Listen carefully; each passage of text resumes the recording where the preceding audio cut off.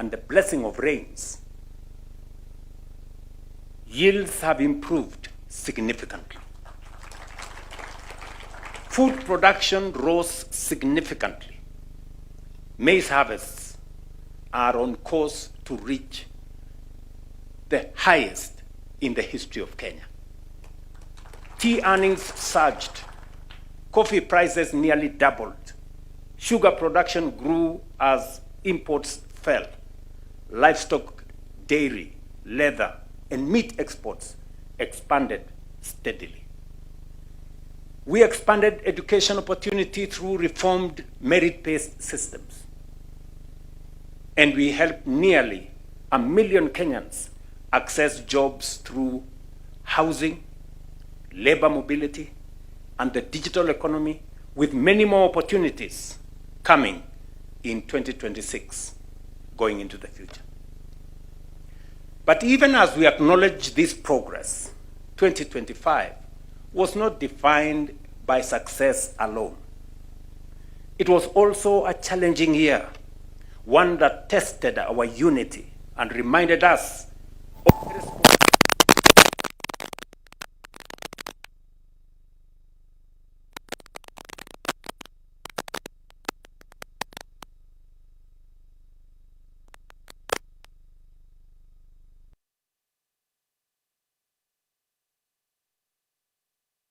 guarantees every Kenyan the right to express themselves,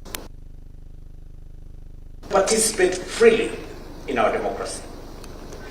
But it also imposes responsibilities on citizens and leaders alike to uphold the rule of law, protect life and property, and safeguard peace and stability. Our responsibilities are inseparable. In a thriving democracy, debate and dissent are legitimate and necessary. But our Constitution does not license violence or criminality. Differences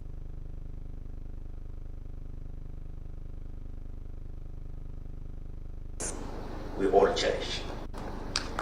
Those entrusted with leadership carry a heightened duty to unite, to build rather than to burn. Kenya is bigger than any individual, any office, or any ambition. This republic belongs to all of us. And because it belongs to all of us, we share a duty to protect it. Ladies and gentlemen, as I announced during the State of the Nation address, 2026 marks the moment when our journey to transform Kenya into a first-world economy begins in earnest. What matters now is execution. But to speak honestly about the future, we must begin with the truth about the present. Today, nearly 4 in every 10 Kenyans live below the poverty line. That is more than 20 million of our people. Families working hard, yet struggling to meet their basic needs. While we have undertaken deliberate policy intervention to create employment under the bottom-up economic transformation agenda, too many of our young people, especially those entering the job market, still wake up every morning without work to go to. This is the reality we are determined to change. When a nation chooses to organize its economy around work, production, and exports, when it invests deliberately in infrastructure, energy, and skills, and when it finances growth intelligently, not recklessly, something profound happens. Poverty recedes, jobs expand, and dignity rises. This is not theory.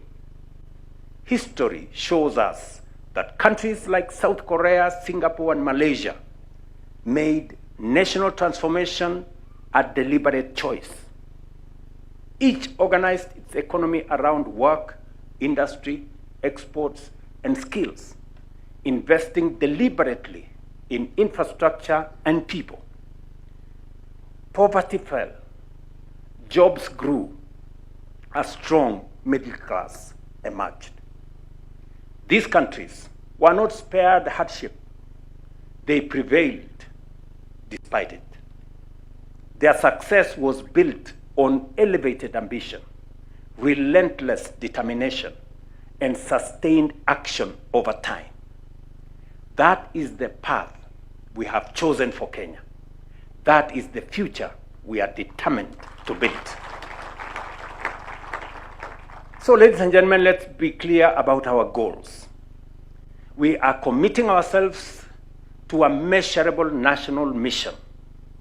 Number one, to cut the number of Kenyans living below the poverty line by half, lifting millions into dignity and opportunity. To cut unemployment by half, ensuring that millions of our citizens are productive, they are earning, and they are contributing to their country. And we will do this without crushing taxpayers or without saddling our children with unsustainable debt.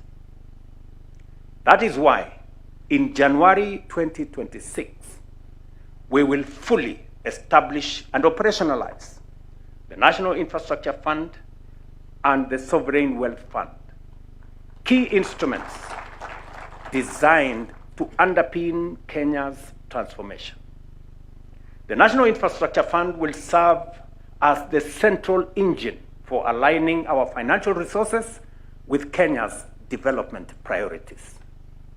Through innovative mobilization of domestic resources, strategic modernization of mature public assets, democratization of ownership through capital markets, and the disciplined growing and deployment of national savings, we will unlock large-scale private sector capital while reducing reliance on borrowing and taxation. All proceeds, and I repeat, all proceeds from privatization will be ring-fenced and invested strictly in public infrastructure projects that generate and preserve long-term value. Every shilling invested through this fund will crowd in multiple additional shillings from long-term investors in the private sector. Alongside this, the Sovereign Wealth Fund will for the first time secure intergenerational equity, saving for the future, protecting future generations, and protecting the nation from external shocks, and investing in strategically growing national wealth, giving full effect to Article 201 of our Constitution. Together, these two funds will enhance by multiples the financing of Kenya's development agenda and accelerate our bottom-up transformation as we charge forward full steam to economic freedom and a first world economy. Through this framework, 2026 becomes the year of execution at scale. In this new year, we will complete the Talanta Sports Complex, ready to host major international sporting events, including the 2027 AFCON. We will also complete the state-of-the-art Bomas International Convention Center, restoring it as a premier venue for national and international conferences and positioning Kenya as the region's hub for international events. We will accelerate the tarmacking of the 6,000 kilometers of roads already contracted and underway across the country, including the Rironi-Mau Summit Road, which will be completed and open for traffic by mid-2027.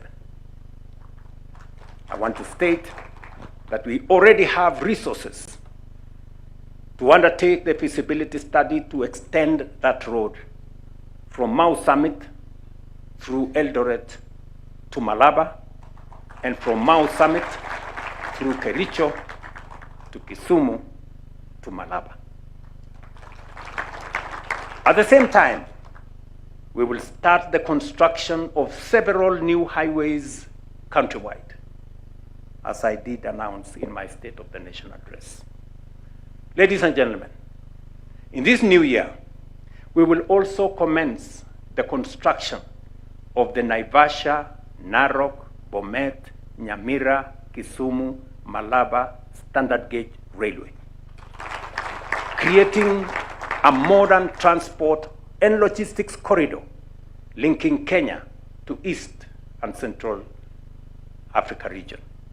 Equally, we will launch the Galana Kulalu Dam, whose contract was signed yesterday, and several others as part of the expansion of our irrigation infrastructure across the country, with the ultimate objective of bringing 2.5 million acres of land under irrigation.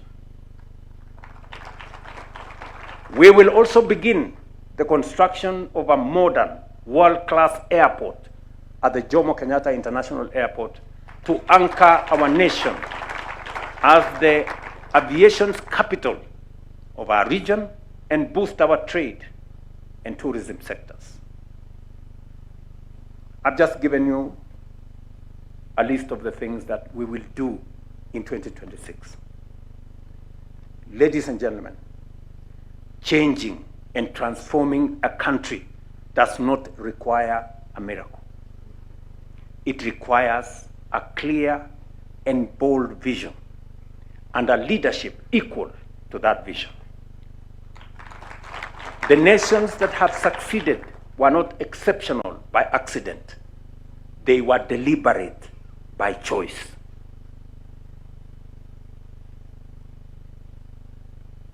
One bishop, I saw one bishop last week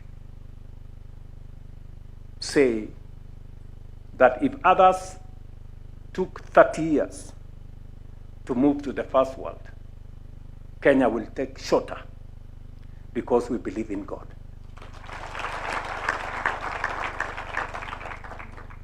Fellow citizens, allow me to address a silent but deadly crisis confronting our nation today. Alcohol and drug abuse has become a clear and present danger to Kenya's health, security, and economic future. 1 in every 6 Kenyans aged between 15 and 65, that is close to 5 million people, are currently using at least one drug or substance of abuse. This is no longer a marginal issue. It is a national emergency. The burden falls heaviest on men and young people. 1 in every 3 Kenyan men in this age group uses drugs or abuses alcohol. Among young adults aged between 25 and 35, our most productive population, 1 in every 5 is affected. Over 1.5 million young Kenyans are being pulled away from opportunity into dependency. Alcohol, and I repeat, alcohol remains the most widely used substance, with more than 3.2 million current users. Initiation often occurs between 16 and 20 years, and in some cases, as early as 7 years, exposing children to lifelong harm before even adulthood begins. Kenya cannot grow, Kenya cannot compete or remain secure when millions are trapped in addiction. This crisis demands decisive national action. Accordingly, going into the new year, the government will confront alcohol and drug abuse as a national development and security emergency, backed by political will, expanded enforcement capacity, and coordinated action across government. We will establish a strengthened anti-narcotics unit within the Directorate of Criminal Investigations with operational capacity comparable to the Anti-Terrorism Police Unit. Fully resourced with modern surveillance, intelligence, forensics, financial investigation capabilities, the unit will operate as a permanent multi-agency formation, working closely with the National Authority for the Campaign Against Alcohol and Drug Abuse, NACADA, the National Intelligence Service, border management agencies, county governments, and international partners. To support this expansion, the unit's strength will be boosted from the current 200 to 700 officers through new recruitment and redeployment, all trained and equipped for national operations against high-level traffickers, financiers, and organized criminal networks. Asset tracing, seizure, and forfeiture will become central to every narcotics and illicit alcohol investigation. The Asset Recovery Agency will be engaged from the point of seizure, and all assets used or acquired through these activities, including cash, vehicles, land, buildings, and businesses, will be treated as proceeds of crime, promptly frozen, prosecuted, forfeited to the state, and redirected to rehabilitation, prevention, and treatment programs.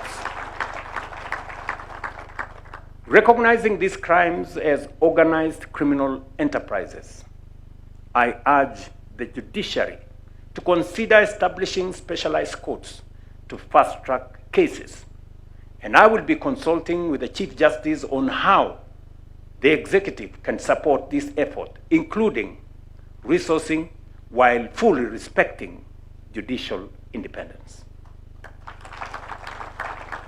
Border security will be strengthened through enhanced capacity for the Border Patrol Unit and the National Police Service, including modern surveillance technologies to monitor movement across our borders.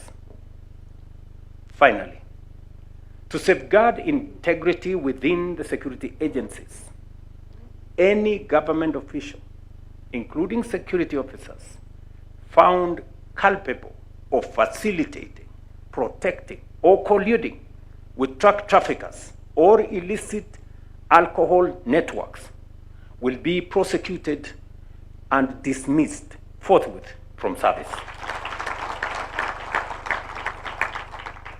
Fellow citizens, this struggle is deeply personal to me as president and as a parent. No law can replace parental guidance, community values, or early intervention in the lives of our children. As parents, we must choose to be present in the lives of our children.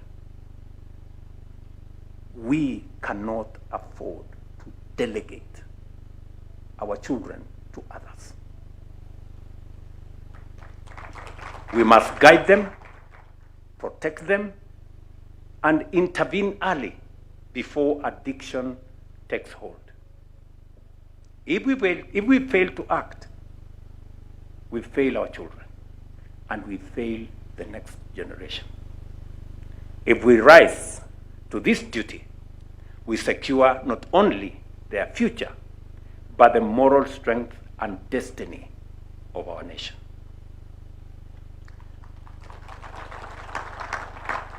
And just as we demand responsibility in our homes, we must demand the same at an even higher standard from those entrusted with leadership in our public life.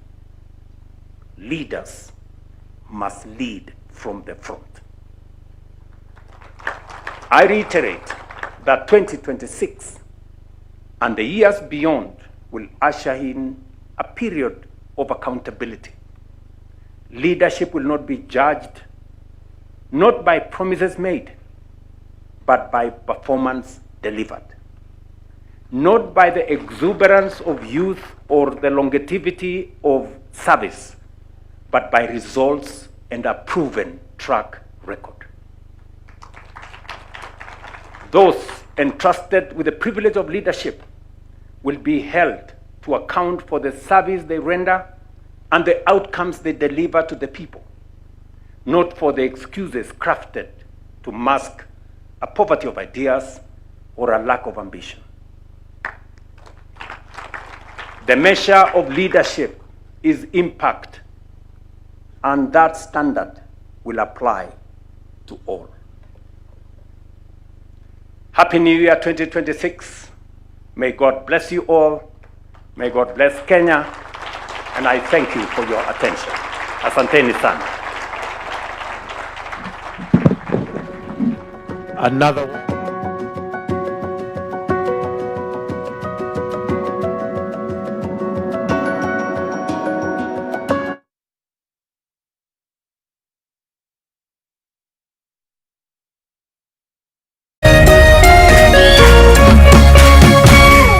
Meme TV, Muthegi wa Rũrĩrĩ.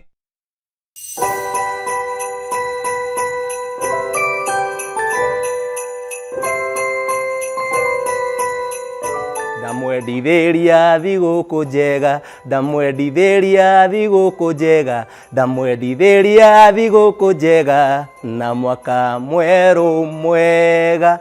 Wĩ mwega mwĩrori wa Kameme TV, njĩtagwo Pius Pianist na nĩngwenda gũkwendithĩria thigũkũ njega ihũrĩtwo nĩ irathimo cia Ngai na mwaka mwerũ mwega ũihũrĩtwo nĩ irathimo cia Ngai.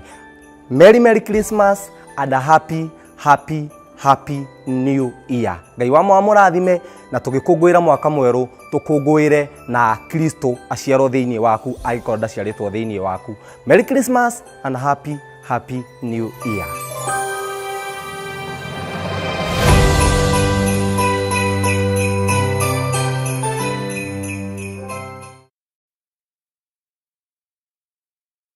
Prepare to cabin for landing.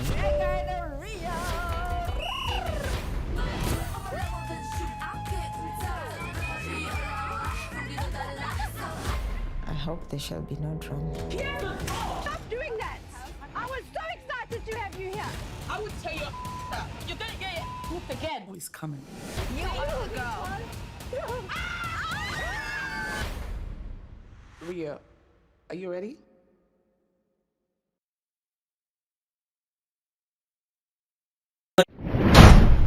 Andũ a Murang'a, are you ready?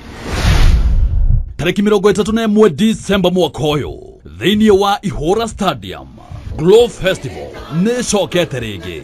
Nĩ ũgoka tũgĩe na ũtukũ wa ũgoci na gũcokeria Ngai witũ ngatho. Nĩ ũgoka tũine, tũgoce na tũthathaiye. Na toguo tu ũtukũ gatagatĩ nĩ tũgakorwo na fireworks. Arĩ njĩra ya kũnyita ũgeni mwaka mwerũ wa 2026.